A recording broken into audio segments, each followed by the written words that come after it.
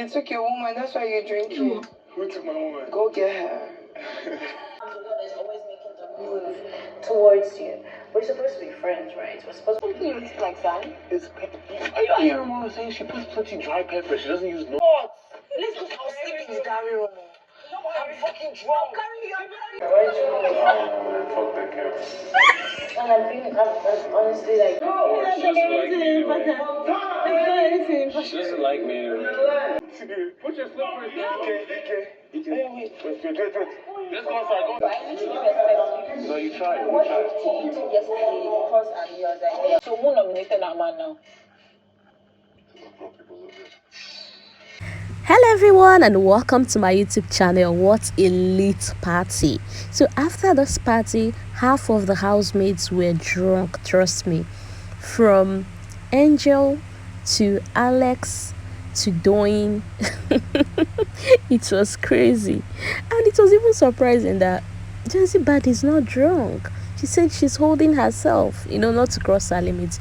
Anyways, after this party, Kim was even trying to know if Cross was still at his, normal state of mind. And she went on asking him, is this Cross or Cross the boss? And Cross said, what? That Cross the boss will never unleash again. With that punishment that he served this week, it's not gonna happen again. Cross the boss will never come up again. Messi and Neil decided to go and check up on Venita, who didn't make it to the party.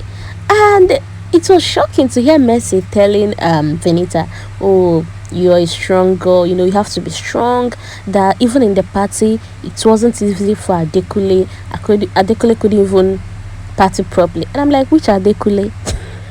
Adekule that rocked the hell out of Kim is who you're saying couldn't party what? Don't even go there, because you all watched Adekule on that dance hall. Alice got so drunk to the point that she couldn't even move her legs. White Money and Ike had to literally take her out from the dancing hall back to the room. Cross hurriedly came upstairs to make food to eat, and while he was busy trying to fix up something, he never knew Doyin was lying on the couch. And I'm like, is Doyin that tiny? Anyways, Doyin turned and then started speaking to Cross. Oh, are you pained that they took your babe? Are you pained that they snatched your babe from you? And I'm like, from where to where? At this point, honestly, I didn't know Doyin was drunk until she went on telling Cross, oh, fuck you, go get your babe, And I'm like, what's going on here? Ike, while helping Ilebaye fix the Pepsi flag that she took from the party room, was shocked to discover that Ilebaye wasn't drunk. And he was like, you didn't drink? Ilebaye said she did, but on a moderate quantity. And you needed to see the shock on his face, like, wow. You can imagine when half of the girls are drunk and that one person everyone is expecting to be drunk is now in the right clear state. Few minutes and Big Brother beckons on Doyin to come for battery change.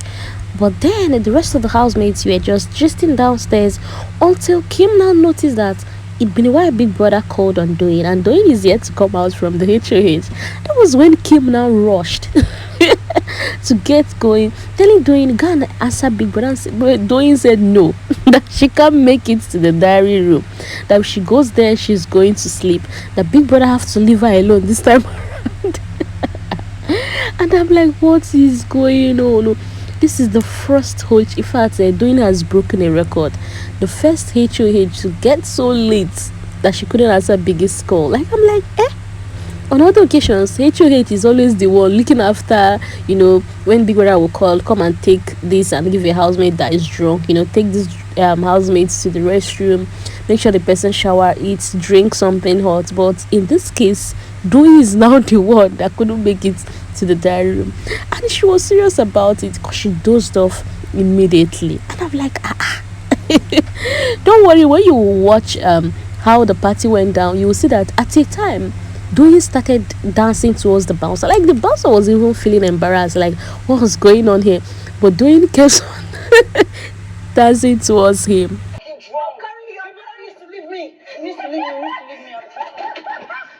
Pere, who was at this point drunk as well, was having coded discussion with Neil, or that was I wasn't able to get that though. But then Mercy came asking you to please allow her get into Tolani's bed, that she wants to take Tolani's space. And the parent was like, oh, I could have asked you to come have mine, but you can't handle what's down there. And Mercy was like, what was down where? Something that she has touched. That nothing is huge. That is just like pencil. And Kim knew, and Pere as well even busted out to laugh and started laughing. Pere initiated a conversation with Kim, asking her on why she has been avoiding him lately, that they're supposed to be very close. And the girls passing by had to come into the discussion saying, what are you telling her? What are you telling her? But Kim was just, assuring Cross, no, it's fine, just go. And Cross told Pere, whatever you are telling her, make sure it's something good and not bad. And I'm like, bro, be there and be preaching. Ilebaye, still angry with Neo, went ahead to tell Ike that she doesn't know why people in this house doesn't respect her, that she does everything possibly well to respect them, yet they don't, and still they still expect her to keep on respecting them. That moving forward it won't be like that anymore. Ike, who was about going to help Alex, just told her, stay calm, drink water, don't worry, I will come back to you, don't act funny, I want to go and help Sissy out, I know she's drunk, let me go help her. And Ilebayo was just there nodding her head, and Ike said, don't do anything funny, don't talk to anybody, if anybody tries to trigger you, avoid the person. And it's quite funny that Ike was giving Ilebayo this advice, but later on went to even go and gossip to the boys. But anyway, we'll get to that.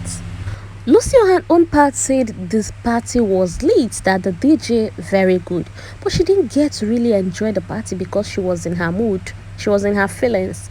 And Venita tried to ask her why, what happened, did anything happen in the house that is making you feel bad? And she said no, that it's not even about the house, that it's about the outside world.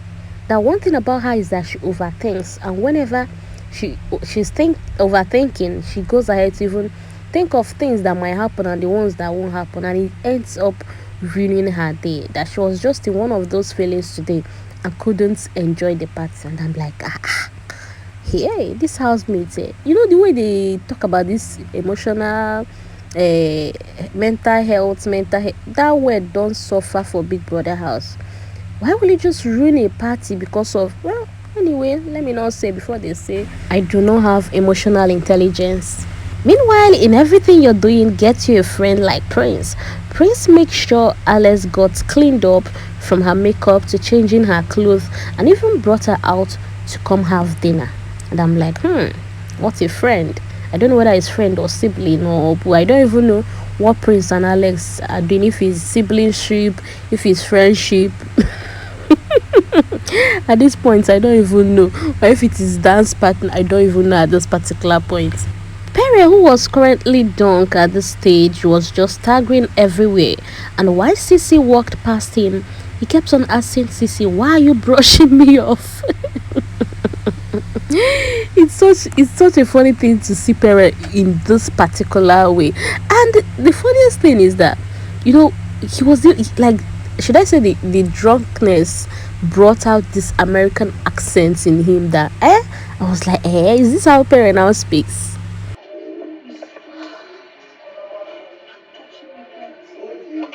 Let's not forget that Sissy herself was drunk at this stage, and she just went ahead to apologize to Pere, saying, oh, I'm sorry for brushing off while walking past you. Adekele decided to sleep in the couch. He said he wants to feel the eviction fever, although he ended up sleeping in the garden. He was at the couch and later on decided to go to the garden and have conversation with the guys. But after all the gossip and they entered inside, Adekele dozed off in the garden. And I'm like, okay, if you want to feel the eviction fever, does it mean you won't even spend a night with Venita that didn't even go to party because of you? According to her, she said she's, in her feelings that you might leave tomorrow. So now, why not spend the night with her? Like, why not be a memorable night so that in case if you dip tomorrow, okay, the last night was worth it. Ike tried to make Sissy eat, but Sissy kept complaining that there is sand in the food. But Ike was telling her that is no sand, that is pepper, it's dry pepper, and you know how it is. But Sissy kept on saying, no, that it's it's sand.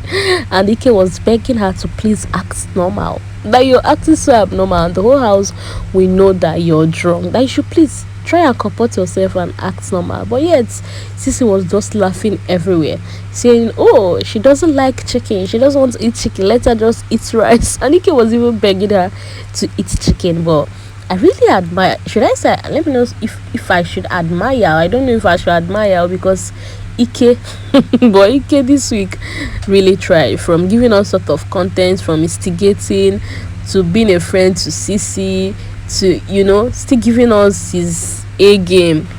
Sheyi started to narrate the dynamics of tomorrow's eviction to Neo, telling Neo that somehow Pere, him and Adekule shares the same fan base. And he started narrating how after he left the house, his fan base, because he supported Lekon, decided to move to Lekon. And then when Pere set came in, because he was supporting Pere as well, they moved to Pere. And Adekule season, his fans as well started supporting Adekule. That the three of them are sharing same fan base, and now the three of them are up. That definitely somebody is going to dip tomorrow. That Venita should even stop all those things. That the plan was to get him out, but it backfired. And I'm like, why are you having this kind of conversation with Neo? Or have you forgotten Neo is one of the Akbofures? This house is just full of characters. I don't know whether it's the alcohol, but you know, he went on and on about it. And I'm like, this is the same Sheyi that said in the afternoon that if anything he doesn't go tomorrow, that means it's till the last day.